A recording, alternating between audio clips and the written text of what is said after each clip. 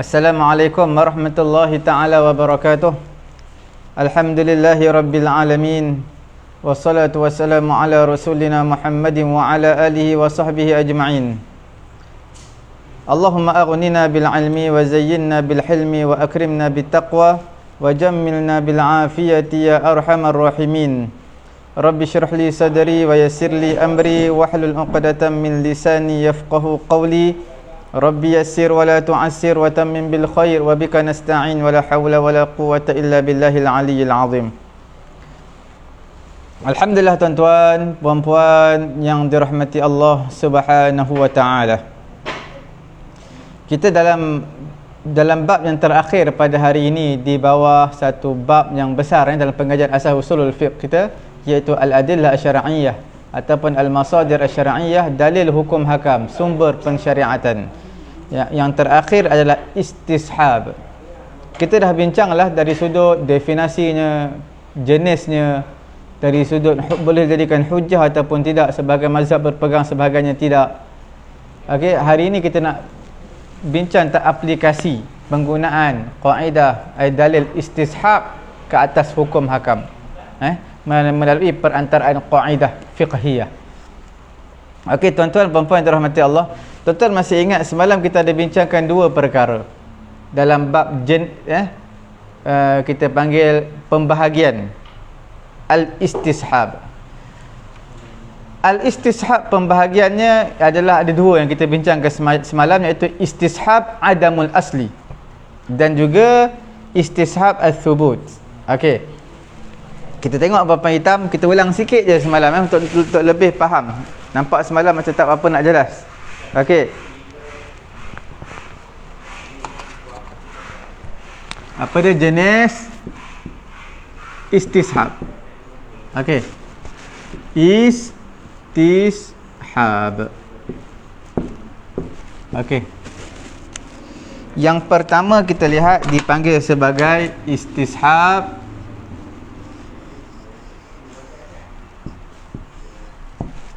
adamul asal. Okey, yang kedua dipanggil istishab juga, tapi istishab tersebut dipanggil istishab al-thubut. Okey, apa perbezaan dia? Perbezaan dia adalah di sini istimrar adami al-thubut. Kita dah bincang semalam, yang ni istimrar al-thubut. Nampak tak? Dalam bahasa mudah kita katakan istishab adamul asal adalah nafi, penafian. Yang kita buat contoh semalam, semayang 5 waktu, tak ada pun 6 waktu, jadi itu sebagai penafian. Tidak ada, tidak menafikan semayang lebih dari 5 waktu. Al-thubut lawan kepada nafi. Al-thubut apa dia? Al-thubut mensabitkan hak pewarisan. Contohnya bila berlaku kematian, maka mensabitkan hak, hukuk. Bila mana berlaku jual beli, mensabitkan milkiyah, pemilikan. Nampak Jadi di sini an-nafi, di sini as-subut. Itu je. Kemudian ulama berbeza pendapat. Ulama Hanafiyah, pendapat ulama mutaakhirin, ulama-ulama Hanafi, mereka hanya terima an-nafi. Dalam bab istishab mereka tolak as-subut. Jumhur, majoriti di kalangan ulama termasuk mazhab Syafi'i, mereka terima nafi, istishab nafi, istishab subut. Okey, jelas? Okey, alhamdulillah tuan-tuan, puan-puan yang dirahmati Allah Subhanahu wa taala. Boleh padam imsahu. Kita lihat pada hari ini tatbiq al-istishab, iaitu macam mana kita nak aplikasikan dalil istishab ini dalam masalah furu', masalah fiqh.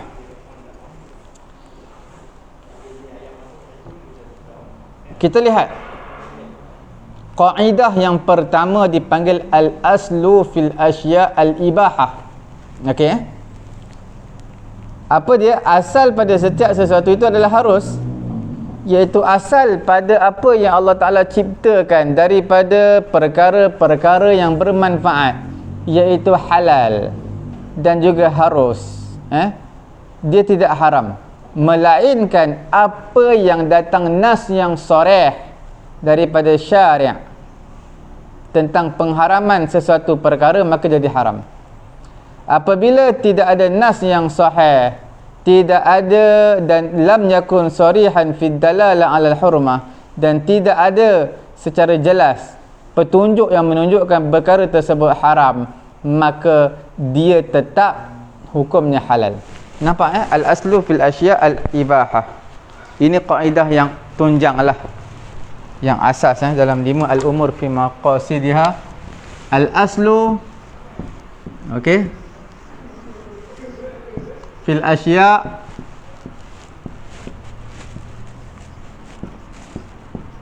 al-ibahah, al-ibahatu. Okey, tuan-tuan lihat, al-aslu, asal, fil asya'i, pada sesuatu perkara, al-ibahatu, hukumnya harus. Tuan-tuan, di dalam Quran, setiap apa yang Allah Ta'ala ciptakan di dunia ini, semuanya halal, selagi mana tidak datang nas yang soreh. Bila ada datang nas yang soreh, nas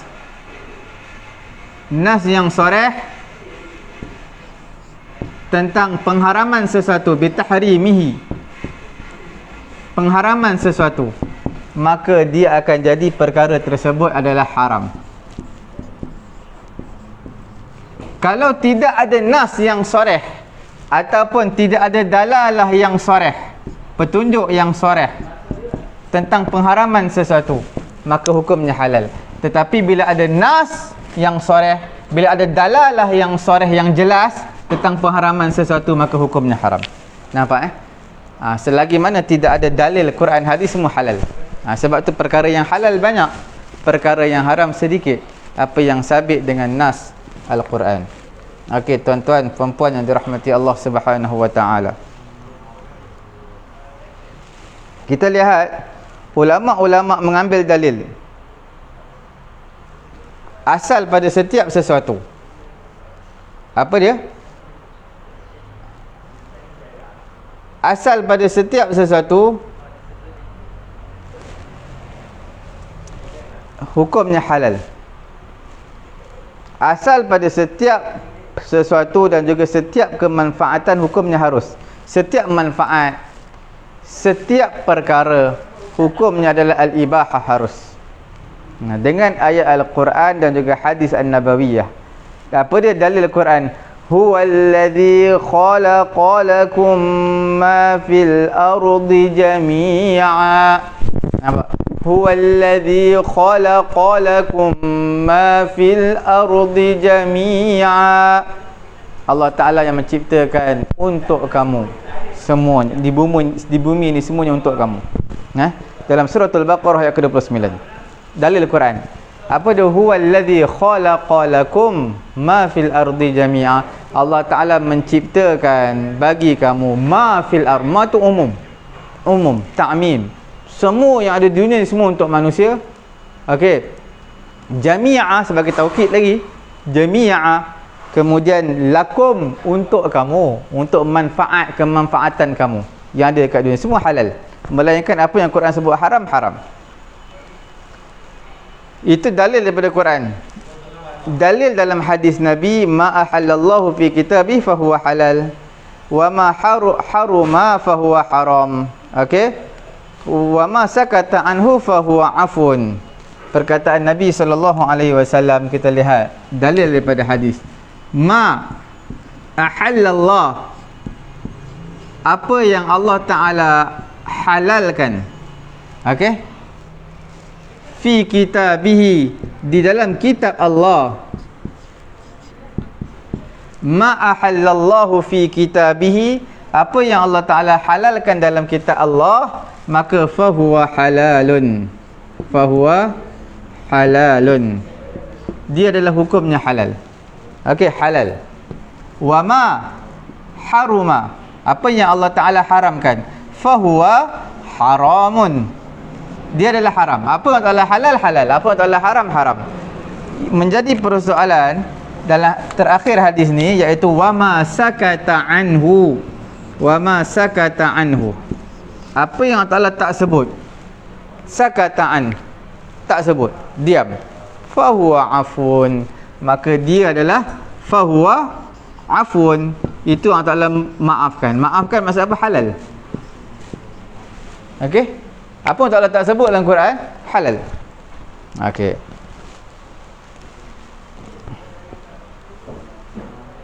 maka terimalah daripada Allah afun. Okey, sesungguhnya Allah Subhanahu wa taala lam yakun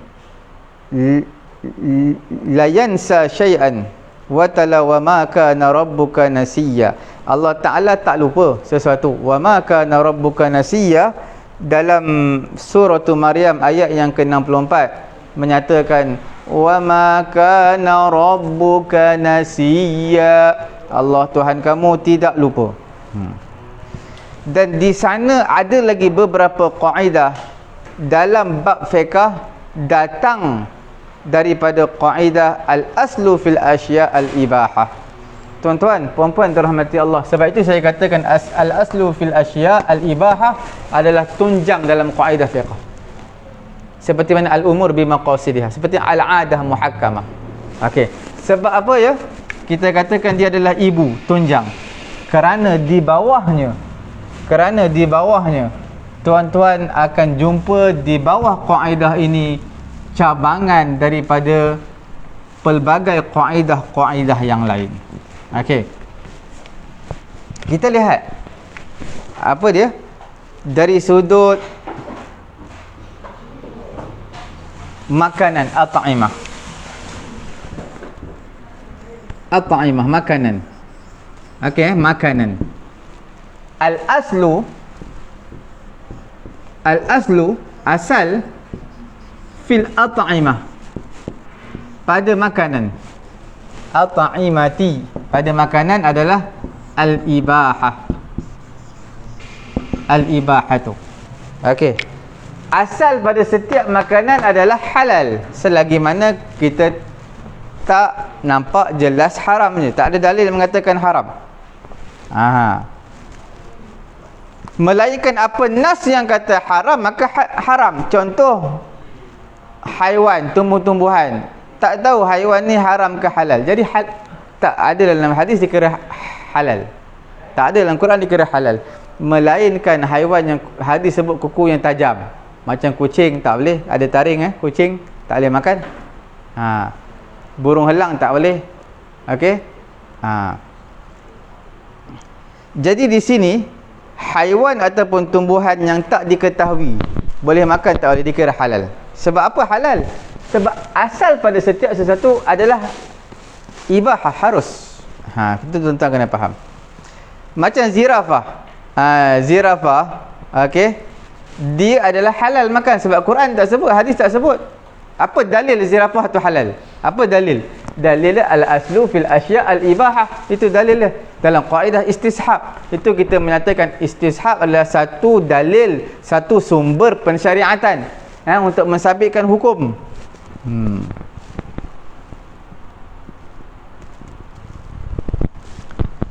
Kerana tak ada pada zirafah tu, kita panggil satu tak ada taring, tak ada kuku tajam macam harimau. Taring, kuku tajam. Kalau ada benda tu, haiwan yang bersifat seperti demikian tak boleh makan. Okey?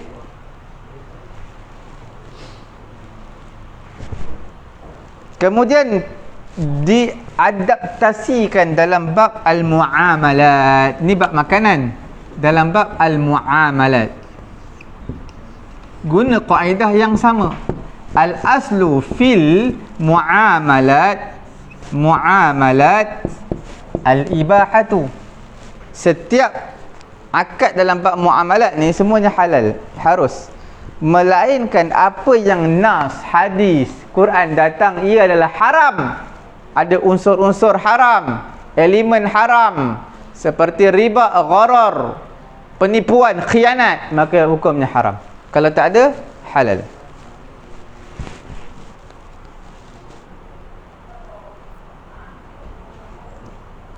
Begitulah juga tuan-tuan kalau kita lihat dalam bab apa? Al-ibadat.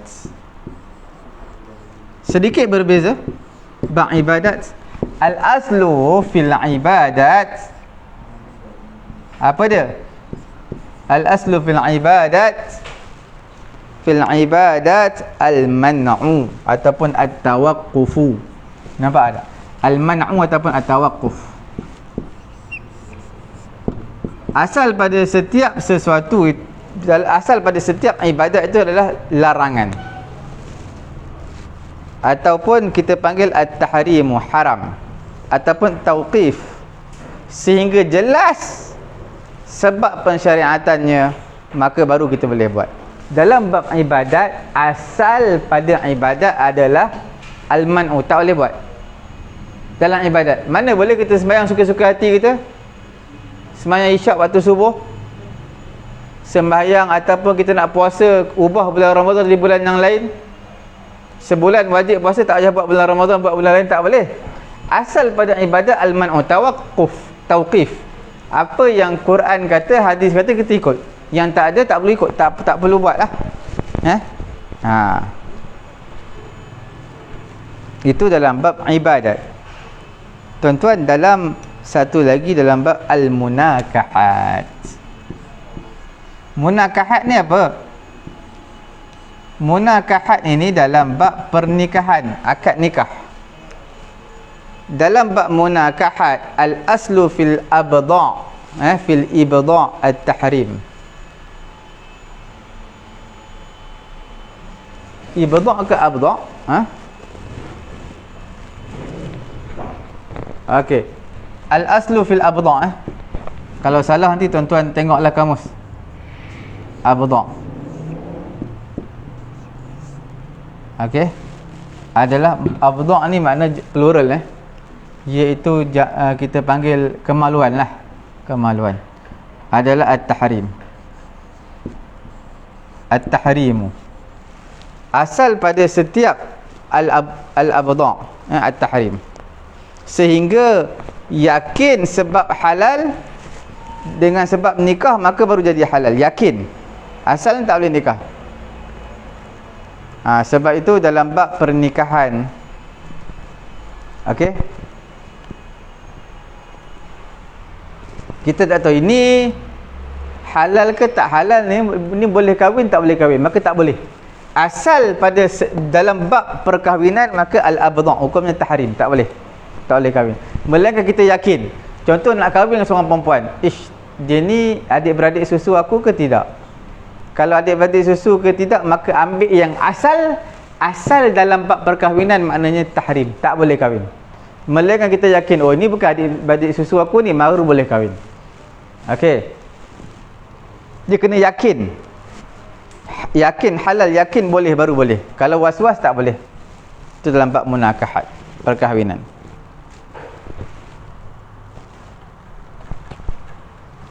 Itu dari satu sudut lah. Dari satu sudut, iaitu al-mubah minal asya'.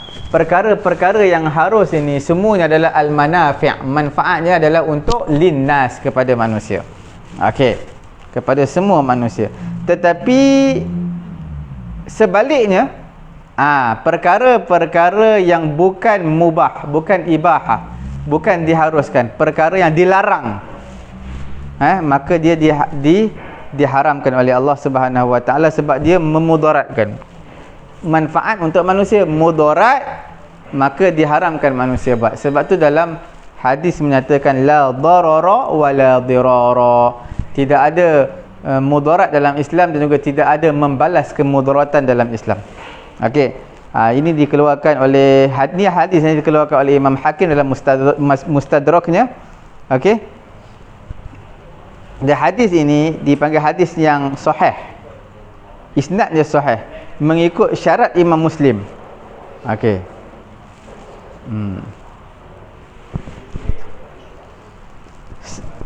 Sekarang kita lihat lagi antara dua kaedah tadi, manfaat kepada manusia, mudarat kepada manusia. Manfaat kepada manusia halal, manfaat mudarat kepada manusia haram. Halal dan haram. Nampak? Jadi bolehlah kita katakan, kita kumpulkan dua kaedah, dua sudut tadi, manfaatnya halal, mudaratnya haram, iaitu al-aslu fil manafi' al-ibahah wal aslu fil mudar at-tahrim. Okey. Merangkumi semua tadi, apa dia? Kita gabungkan dua, manfaat dan mudarat. Maka terhasillah kaedah ini. Al-aslu fil manafi'i, asal pada perkara yang manfaat. Okey? Apa dia? Al-ibahatu, harus. Ibahah, harus. Tetapi sebaliknya, wal aslu fil mudar, asal pada perkara yang memudaratkan. Okey? Apa dia asal pada perkara memudaratkan? Al-ibahatu lawan dia apa? At-tahrimu. Nampak tak? Al-aslu fil manafi' wal aslu fil mudar. Nampak? Manfaat, mudarat, ibahah dan juga at-tahrim. Jelas Nampak? Okey.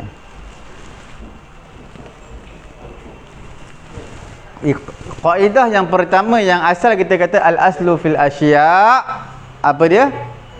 Al-aslu fil asya' al-ibahah. Maka berdasarkan kaedah ini, maka lahirlah pecahan-pecahannya. Yang kedua kaedah yang masyhur yang kita ada sebutkan semalam. Apa dia? Al-aslu baqa'u ma kana ala ma kana. Okey, baqa'u ma kana ala ma kana.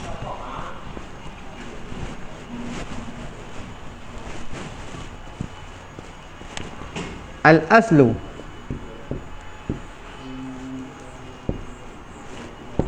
baqa'u ma kana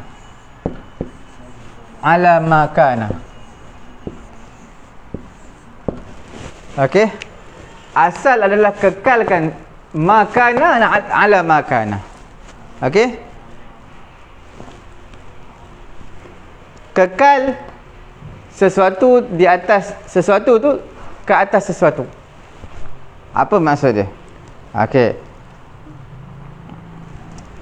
contohnya, asal kekalnya wudu, makana di atas, kekal wudu ala makana, di atas wudu. Mana dia, contohnya dia berwudu, solat maghrib, kemudian dengar kuliah maghrib di masjid sampailah waktu Isyak. Kemudian datang satu prasangka, dia ada buang angin ataupun tidak, kentut ataupun tidak ketika dalam majlis kuliah maghrib tadi. Maka di sini dalil dia, maka hukumnya apa? Hukumnya dia berwudu, dia tak batal wudu. Sebab apa dia berwudu tak batal wudu? Kita berpegang kepada dalil, istishab, iaitu al-aslu baqa'u ma kana ala ma kan. Maknanya dia dikira berwudu. Sebab dia asalnya wudu, tiba-tiba rasa macam batal wudu tadi. Maka rasa, was-was, kemungkinan, semua kita campakkan ke dalam tong sampah. Asalnya adalah suci. Dia tak perlu wuduk lagi untuk sembahyang Isyak. Jelas? Samalah juga seseorang yang tak ada wuduk, dia lepas mandi, dia sebelum mandi tak ada wuduk, lepas mandi dah pakai baju, tiba-tiba teringat, tadi ambil wuduk ke tak? Asalnya dia tidak ada wuduk, asalnya dia hadas, tak ada wuduk. cuma dia rasa kemungkinan, dia rasa macam mengambil wuduk tadi, dikira dia tak ambil wuduk, dikira dia orang yang berhadas, kerana asalnya memang dia tidak ada wuduk, kemudian dia rasa macam dia ambil wuduk, macam sudah mengambil wuduk, maka dia kena wuduk sekali lagi. Sebenarnya dia tidak mengambil wuduk kerana mengambil kaedah al-aslu baqa'u ma kana ala ma kan. Okey. Dan kaedah yang ketiga, ini dipanggil kaedah fiqhiyah. Kaedah yang ketiga dipanggil dipanggil apa? Al-yaqinu la yazulu bi syakki. Al-yaqinu, okey, la yazulu bi syakki. Keyakinan tidak akan hilang dengan syak. Sama masalah macam tadi, sama juga. Keyakinan tak akan hilang dengan syak. Sama macam tadi. Kaedah ni sebenarnya masalah sama macam tadi. Dia dah ambil wuduk, dia dah yakin ada wuduk, tiba-tiba datanglah dalam fikiran dia, dalam lintasan dalam hati dia, dia batal wuduk, maka batal wuduk tak diambil kira, ketepikan. Sebab apa? Al-aslu baqa'u makan ala makan, ataupun al-yaqin la yazulu bisyak. Yakin, dia yakin ambil wuduk, la yazul, tidak akan hilang keyakinan ini bisyaki, dengan syak, ragu-ragu yang datang, kata dia kentut, kata dia batal wuduk, tak dilayan.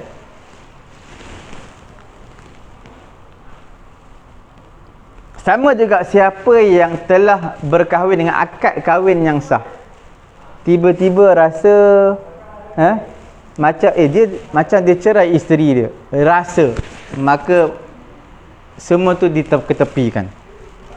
Maknanya al-yaqin, akad nikah tu sah, cerai tu tak pasti. Jadi dikira cerai tu syak. Jadi keyakinan ini, perkahwinan, ikatan perkahwinan tak boleh dihilangkan dengan cara ragu-ragu, kemungkinan, tak boleh. Okey.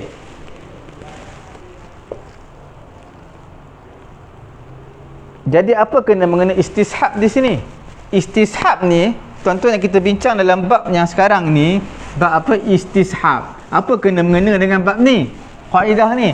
Istishab ni makna menarik hukum yang dulu, tarik kepada sekarang.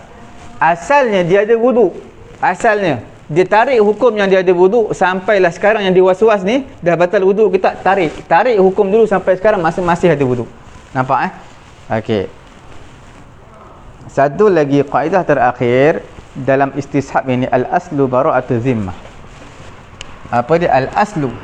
Asalnya al-aslu bara'atu, bebas, bara'atu zimmah. Tidak ada bara'atu zimmati, tidak ada tanggungan, bebas daripada tanggungan. Itu asalnya. Okey. Asal manusia ni dia tak ada hak bebas daripada hak orang lain. Asal manusia dia bebas, merdeka, tak ada dia kena ganti rugi apa, tak ada. Dia asalnya bebas, tak ada tanggungan apa-apa. Okey, sebab itu asal dinisbahkan kepada orang yang ditohmah, dituduh dengan melakukan jenayah, dia asalnya bebas. Orang tuduh saya memecahkan cermin kereta, orang tuduh saya tak buat. Jadi maknanya al-aslu bara'atu zimmati, asalnya bagi saya adalah bebas daripada tanggungan. Melainkan orang tadi bawa datang bukti, saksi, CCTV lagi support yang menyatakan saya baling batu pecah kereta tu, jadi barulah dikenakan hukuman kepada saya. Adapun tuduhan semata-mata, manusia itu sebenarnya tidak dilayan tuduhan semata-mata. Al-aslu bara'atu zimmah. Manusia asalnya tak ada apa-apa. Pen ini milik saya. Datang orang lain kata pen ni milik dia, maka adakah perlu dilayan? Tak perlu. Sebab pen ni memang milik saya. Al-aslu bara'atu zimmah. Saya tak ada kena-mengena dengan pen dengan orang lain. Milik saya. Melainkan orang tu datangkan bukti, ada tanda sekian adalah milik saya, barulah terbukti pen ini adalah milik dia. Okey. Okey, alhamdulillah tuan-tuan. Imsahu. Kita telah selesai pada hari Khamis yang mulia ini dalam pengajian asas usulul fiqh di bawah bab al-adillah asy-syar'iyyah ataupun adillatul ahkam, dalil hukum hakam. Sekarang kita nak masuk satu topik yang baru yang mungkin lebih berat sedikit berbanding topik yang sebelum ini, dipanggil sebagai turuq istimbatul ahkam. Cara untuk mengistimbatkan hukum hakam, mengambil, mencedok hukum hakam macam mana. Tuan-tuan puan-puan dirahmati Allah, matlamat tujuan sebenar kita belajar ilmu usulul fiqh ini adalah istimbatul ahkam, nak mengambil hukum hakam syarak. Mana hukum hakam syarak itu mestilah bertepatan dengan kaedah, dengan usul yang sempurna. Tak boleh kita cedok hukum hakam ikut dan kita, tak boleh. Ada disiplin ilmunya, ada kaedah usulnya. Okey. Dan antara kaedah yang terpenting adalah mengetahui cara memahami nas syarak. Antara kaedah yang terpenting dalam pengajian usul fiqh adalah mengetahui cara untuk memahami nas syarak, dan juga mengetahui apa, jenis-jenis dalalah petunjuk-petunjuk nas ke atas makna yang dikehendaki. Sebab bahasa Arab ini tuan-tuan datang dalam wahyu, Quran datang dalam bahasa Arab dan ditujukan pula kepada manusia keseluruhannya sampai hari kiamat, tak kira dia bangsa apa, dia bahasa apa, terutamanya kepada tuan punya lughah, tuan punya bahasa, itu bangsa Arab. Tak dapat tidak untuk kita nak faham nas-nas, teks-teks yang datang daripada Quran, datang daripada hadis, tidak dapat tidak kita kena faham usul lughah. Sebab Quran hadis dia ada kaitan rapat dengan lughah, bahasa, yang mana Allah Ta'ala telah tujukan kepada kita. Okey, dengan nas-nas tersebut, wahwa usul lughah al-arabiyyah, dia adalah dipanggil sebagai usul asal lughah Arabiyyah. Bila sebut tentang ilmu lughah, language, Arabic language, ilmu bahasa Arab, min bainil ulum, yang mana ilmu yang wajib kepada mujtahid untuk mengetahuinya selepas mana dia mengetahui Quran dan juga hadis. Para mujtahid selepas dia faham Quran, faham hadis, yang ketiga dia kena faham lughah, bahasa Arab itu dia kena faham secara mendalam. Jadi sebenarnya ilmu bahasa Arab ini ada dua jenis. Satu dari sudut ilmu sihatil lughawiyah, dari segi kesahihan, betulnya lughah, bahasa itu betul. Yang keduanya dipanggil ulumil jamalil lughawi, ilmu keunikan bahasa. Ilmu apa? Bukan nak betulkan bahasa ni, nak keunikan bahasa lagi tinggi.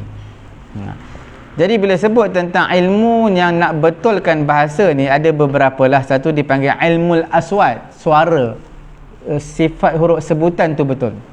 Yang keduanya adalah ilmu saraf. Ilmu saraf ni yang berkenaan dengan fi'il, verb, fi'il madhi, fi'il mudhari'. Kemudian dia boleh ubah pula kepada masdar, kepada isim, ismul fa'il, ismul maf'ul, zaraf, ismul makan, ismul zaman. Okey. Kemudian ilmu nahwi. Semua ni perlu ilmu nahwu. Ilmu nahwu. Sebab cara dia nak tarkibkan jumlah. Tuan-tuan kalau tak ada nahwu, tak belajar nahwu, tak boleh nak buat ayat bahasa Arab. Walaupun sikit. Aku nak pergi ke pasar, tak boleh buat. Aku nak pergi ke masjid, tak boleh buat. Sebab apa? Tarkib jumlah tak tahu. Sebab itu dalam pengajian nahwu akan didedahkan perkara ini.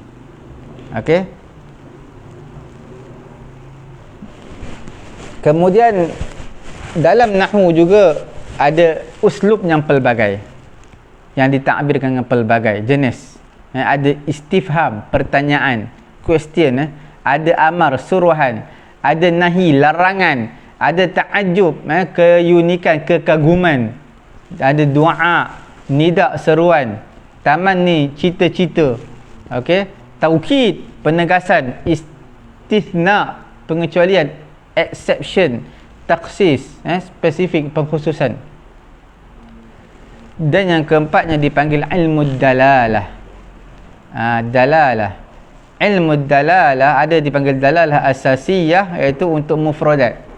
Mufradat ni untuk word, Word ni makna apa? Makna majaz ataupun makna hakiki. Ini penting Satu lagi dalalah al-maqamiyah. Dalalah al-maqamiyah tempat tu sama ada ijtimaiyah ataupun nafsiyah. Sama ada knowledge untuk dalalah ni untuk diri ataupun untuk masyarakat. Okey. Seterusnya ilmu yang dipanggil sebagai ulum al-jamalil lughawi, keunikan bahasa. Dipanggil balaghah, ilmu balaghah. Ilmu balaghah ni dia ada ilmu ma'ani, ilmu bayan. Dan juga yang ketiga dipanggil ilmu badi'.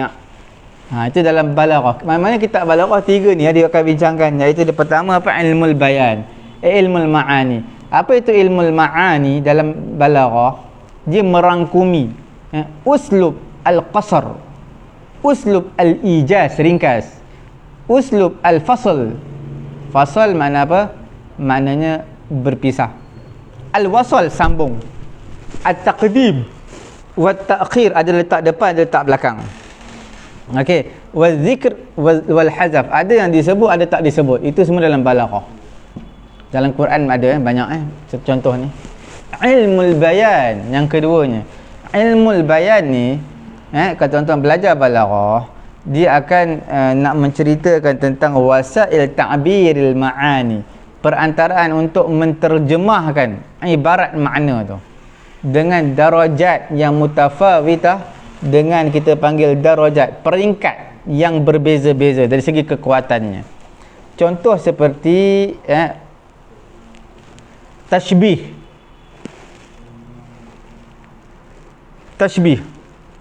al-isti'arah, kata pinjaman, pinjam.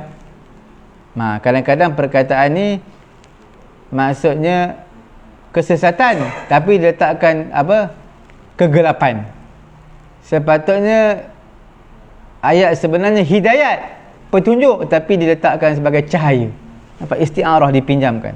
Majaz mursal kinayah. Dan yang ketiga ilmu badi'. Ilmu badi' ni adalah kita panggil jenis-jenis yang banyak daripada keunikan.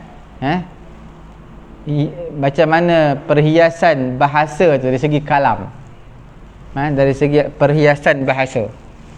Okey, seperti sajak, al-jinas, al-muqabalah, at-tawriyah, bara'atul istihlal, ihtiras, al-madah. Semua tu term-term yang tuan-tuan perlu lalui walaupun sekali dalam pengajian ilmu balaghah. Okey, tuan-tuan puan-puan yang dirahmati Allah Subhanahu wa taala, ulama-ulama usul, okey, mereka cuba menyingkap dan memudahkan tafsirul Quran. Okey, meletakkan kaedah tafsirun nusus. Ulama-ulama mengistilahkan, menamakan kaedah ini dipanggil al-qawaid al-usuliyah al-lughawiyah. Nampak? Kaedah usul bahasa. Al-qawaid al-usuliyah al-lughawiyah. Sebab itu siapa yang belajar usulul fiqh tak dapat dipisahkan dengan pelajaran bahasa Arab. Dia banyak menggunakan bahasa. Okey.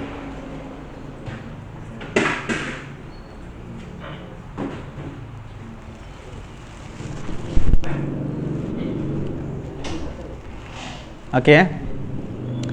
Di atas perbincangan tajuk-tajuk ini, kita bahagikan bab ini kepada beberapa bahagian. InsyaAllah dalam turuq istinbatil ahkam, turuq istinbati al-hukum. Cara nak istinbat hukum, kita bahagikan beberapa subtopik. Okey. Yang pertama dipanggil dalalatul alfaz alal ma'ani. Dalalatul alfaz ada mengandungi makna am, makna khas, makna mutlak, makna muqayyad. Apa tu? Itu kita akan bincangkan, tuan-tuan jangan risau. Tuan-tuan dengar aja hari ni. Yang kedua, siyarut taklif. Sirah, format taklif. Pertanggungjawaban manusia. Apa dia? Ada yang dipanggil amar, perintah. Ada yang dipanggil nahi, larangan. Nampak? Dan yang ketiganya dipanggil dalalatul alfaz, petunjuk lafaz. Ke atas makna. Min nahiyati wuduhiha, dari segi jelasnya lafaz-lafaz tersebut. Okey. Kemudian bila sebut tentang dalalatul alfaz, dia ada beberapa. Dipanggil dalalatul alfaz al-wadihah, dalil lafaz yang jelas ke atas makna, dipanggil zahir, an-nas, al-mufassir, dan juga al-muhkam. Yang kedua dipanggil dalalatul alfaz tapi yang ghairul wadihah, tak jelas, makna tak jelas, dipanggil khafi, muskil, mutasyabih, mujmal. Okey. Kemudian itu dalalatul alfaz. Kemudian dalalatul alfaz alal ma'ani min nahiyati wad'iha al-lughawiyyah, dari segi perletakannya bahasa Arab, perletakan dari sudut bahasa. Dalalatul alfaz ke atas makna dari sudut perletakan bahasa. Jelas dari sudut apa? Dari sudut jelasnya lafaz tadi. Dari sudut perletakan lafaz tadi dari sudut bahasa. Di sisi ulama-ulama Hanafiyah, dia menyatakan dalalatul ibarah ada dia bahagikan, ada dalalatul ibarah, dalalatul isyarah, dalalatul nas, dalalatul iqtida. Semua ada 4. Di sisi Syafi'iyah ataupun jumhur cukup mudah. Apa dia? Al-mantuq wal mafhum, 2 sahaja. Okey, tuan-tuan puan-puan dirahmati Allah Subhanahu wa taala. Terima kasih tuan-tuan puan-puan yang sudi lagi masih setia bersama kita pada pagi yang mulia ini, pada hari Khamis, dalam pengajian kita Asas Usulul Fiqh. Kita sebenarnya ada baki tak sampai pun 50 muka surat lagi Hanya beberapa sahaja kita akan habiskan pengajian kita insya-Allah taala. Okey.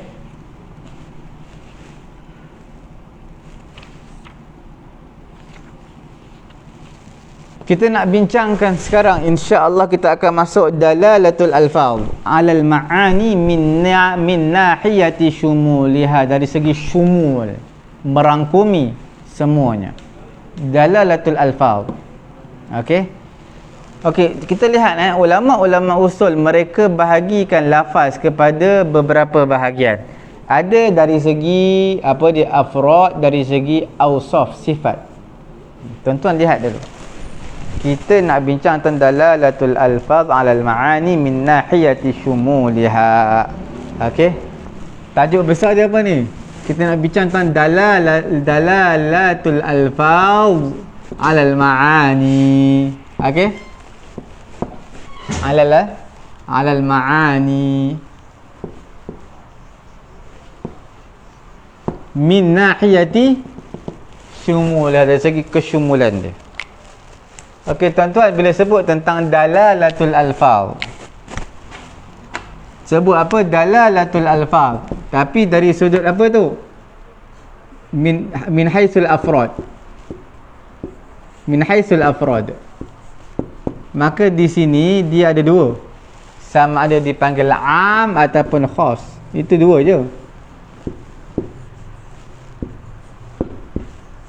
Okey.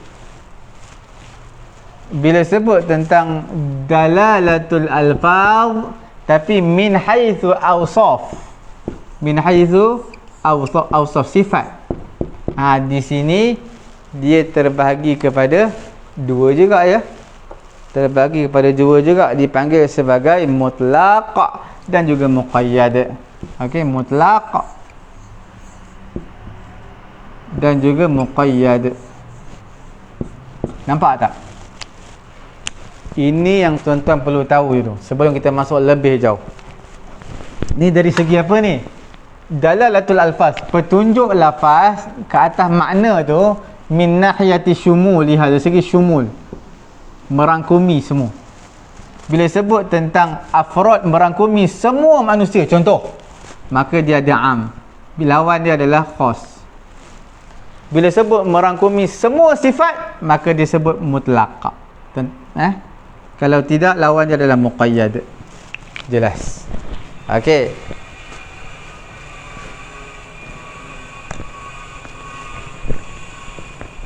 Sekarang kita lihat tuan-tuan perempuan yang dirahmati Allah Subhanahu wa taala, kita lihat dari sudut lughah, bahasa.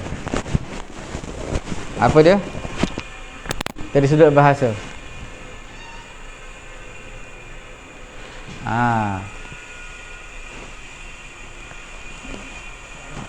Asy-syamil al-muta'addid, yang merangkumi, yang berbilang-bilang, ramailah.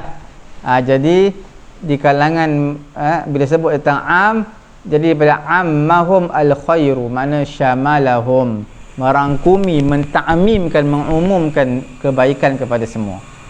Okey.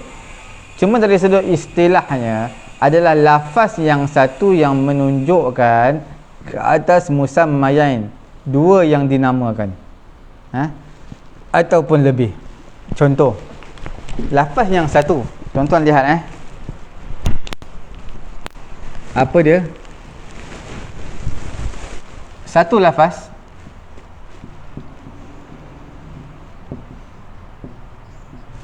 satu lafaz, tapi ditujukan kepada dua benda. Contoh, kita sebut manusia. Contoh apa manusia? Manusia satu je lafaz, tapi bila sebut tentang manusia, Zaid pun manusia, Abu Bakar pun manusia, dua ataupun lebih. Muhammad pun manusia, lagi Ahmad pun manusia. Nampak tak? Dia satu lafaz je manusia, tetapi di bawahnya itu merangkumi semua, kembali kepada manusia. Semua itu manusia. Nampak tak? Itu dipanggil sebagai am. Okey, maknanya lafaz yang satu yang menunjukkan ke atas musammayain, dua nama ataupun lebih. Dengan ibarat yang lain, kita katakan lafaz yang termasuk di bawahnya katsirun minal afrad. Lafaz, satu lafaz yang termasuk di bawahnya banyak, banyak daripada afrad al-mustaghriq, lima yasluhu lahu bilafdhin wahid. Bila sebut tentang manusia, Zaid manusia, Abu Bakar manusia, Muhammad manusia, Ahmad manusia. Jadi maksudnya semua ini adalah di bawah satu, iaitu manusia. Di bawah nama yang satu, iaitu manusia. Okey. Contohnya lafaznya satu, tetapi di bawahnya banyak afrad. Nisa'un wa rijalun wa atfalun. Wa hadzal ma'na yastaghriqu jami'a ma yasluhu lahu bilafdhin wahid. Tuan-tuan letak al-qaum. Al-qaum ni satu je sebutan qaum, tetapi di dalamnya banyak orang, banyak afrad, orang banyak. Tuan-tuan letak nisa. Nisa ni perempuan, tapi di dalamnya sebenarnya bukan seorang perempuan, banyak perempuan. Lagi apa lagi? Contoh, tuan-tuan letak lagi perkataan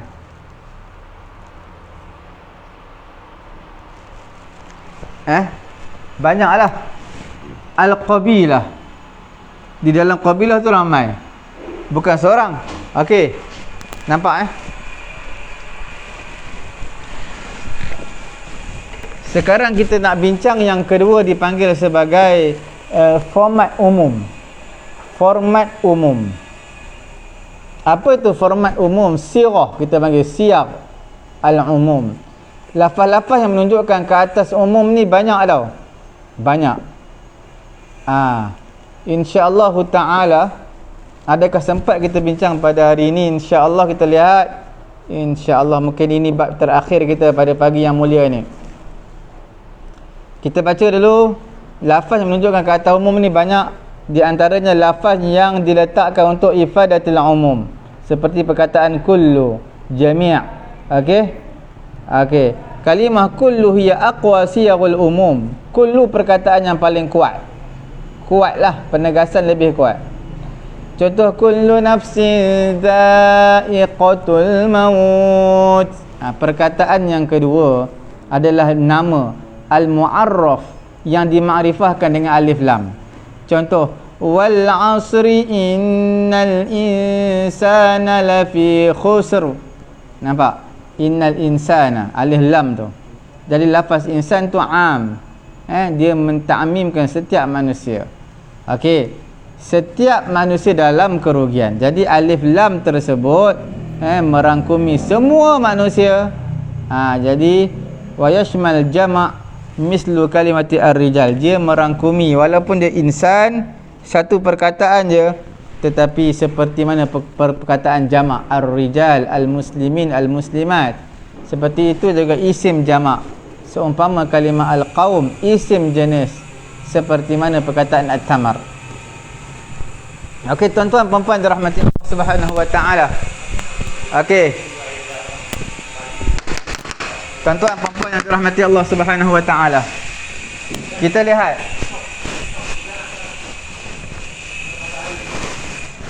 perkataan yang kita nak bincang pada hari ini adalah sirah al-umum. Sirah al-umum. Dia ada beberapa perkara. Ada dipanggil sebagai kalimah tersebut. Kalimah yang macam mana? Ada perkataan kullu. Perkataan ammah. Perkataan apa lagi? Jami'. Perkataan apa lagi? Ai. Okey. Jadi perkataan antara ni menunjukkan banyak. Umum. Antara perkataan yang paling kuat adalah kullu. Sebab tu dalam Quran sebut apa? Kullu nafsin dha'iqatul maut. Setiap manusia ni, jiwa akan merasai kematian. Setiap. Okey. Umum, semua manusia. Yang keduanya kalimah yang diletakkan alif lam. Contoh, wal 'asr, demi masa, innal insana lafi khusr. Nampak? Innal insana lafi khusr. Sesungguhnya manusia dalam kerugian. Nampak? Alif lam ni insan. Insan ni manusia. Sebenarnya insan ni semua manusia dalam kerugian. Illa alladhina amanu wa 'amilus solihat wa tawassaw bil haqqi wa tawassaw bis sabr. Melainkan orang beriman, beramal soleh, berpesan kebenaran, berpesan kesabaran. Okey. Jadi alif lam di sini menunjukkan istighraq. Semua manusia dalam kerugian. Nampak? Dia ada dipanggil sebagai isim jama'. Contoh seperti al-qaum. Contoh seperti al-insan. Nampak Insan. Ada dipanggil sebagai ismul jins, isim jenis. Dia banyak juga seperti tamar. Tamar yang sebut tamrus. Tamar. Sebenarnya tamar ni banyak, bukan satu. Jamak dia tumur. Tamar juga adalah banyak. Kalau sebiji tamar dipanggil tamrotun. Nampak? Okey. Yang ketiganya siyaqun nafyi nakirah. An-nakirah fi siyaqin nafyi. An-nakirah. Isim nakirah selepas daripada nafi. Contoh, fala taqul lahumā uffin wa la tanharhumā wa qul lahumā qawlan karīmā. Fala taqul lahumā uffin wa la tanharhumā wa qul lahumā qawlan karīmā. Nampak? Uffin ni adalah isim nakirah. Sebelum ni ada apa? Ada la nahi. La nahi, nafi dengan makna nahi. Nafi dengan makna nahi. Jadi maknanya apa? Jangan sekali-kali kamu berkata.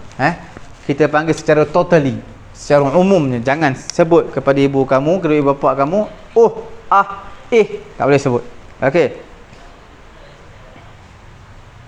Nahi di sini dengan makna nafi. Okey. Bukan dengan makna tau. Kita panggil nahi di sini berada pada tempat nafi. Makna tetap nahi. Okey.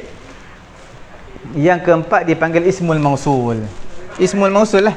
Allazi, allazina, lagi apa lagi? Ma. Okey, lagi apa lagi? Ai. Banyaklah. Semua ini adalah umum juga. Contoh perkataan ayat Quran dalam surah An-Nur ayat keempat. Walladzina yarmunal muhsanati thumma lam ya'tu bi arba'ati syuhada'a fajliduhum 80 jaldatan wa la taqbalu lahum syahadatan abada wa ulaika humul fasiqun. Walladzina yarmunal muhsanat, orang yang mana melontarkan tuduhan kepada perempuan-perempuan yang suci. Jadi nas itu am, merangkumi setiap orang yang melontarkan, tak kira siapa lontarkan, siapa yang menuduh. Orang tadi adalah lelaki ke perempuan ke, atau orang tadi adalah orang tua ke orang muda ke, orang tadi adalah orang berpangkat ataupun tidak berpangkat, miskin ke kaya ke, wallazina umum. Siapa yang tuduh, maka sebat secara 80 kali sebatan, itu dipanggil sebagai haddul qadhaf. Okey. Yang kelima dipanggil sebagai asma'us syarat, isim syarat. Dan dalam nahwu tuan-tuan belajar yang kelima 1 2 3 4 5. 4 dia ismul mausul, yang kelima isim syarat. Dalam Quran sebut suratul Baqarah ayat ke 185. 185. Tadi suratul Isra ni fala taqul lahum uffin lahuma fala taqul lahum uffin. Itu dalam suratul Isra ayat 23. Yang terakhir isim syarat. Ayat suratul Baqarah ayat ke 185. Faman syahida minkumus syahra falyasum. Nampak? Faman syahida, man, siapa yang melihat anak bulan, maka hendaklah dia berpuasa. Man, siapa yang lihat, tak kiralah lelaki, perempuan, kanak-kanak. Cuma dia, perkataan man tu umum. Nas ni umum. Bagi setiap orang yang melihat anak bulan di kalangan mukallaf, maka wajib kepada dia berpuasa. Cuma huraian dia dalam kitab fiqh lah, man tu. Okey. Okey, alhamdulillah tuan-tuan puan-puan dirahmati Allah. Inilah sirah format untuk ta'mim umum. Dalam pengajaran kita turuqul istinbatil hukum, cara nak jalan, cara skill untuk mengistinbatkan hukum. Cukup sekarang tu dulu tuan-tuan puan-puan dirahmati Allah. Sama-sama tekan butang share dalam pengajian kita asas usulul fiqh pada siri yang ke-43 pada hari ini. Jangan lupa tuan-tuan yang terlepas mengikuti pengajian kita, terus layari page Facebook kami Pusat Tahfiz At-Taqwa, layari YouTube kami Pusat Ilmu At-Taqwa. Di sana admin dah sediakan playlist untuk tuan-tuan, untuk mudahkan tuan-tuan cari balik siri-siri yang telah lalu. Subhanallahumma wa bihamdihi, subhanakallahumma wa bihamdika, asyhadu an la ilaha illa anta, astaghfiruka wa atubu ilaik.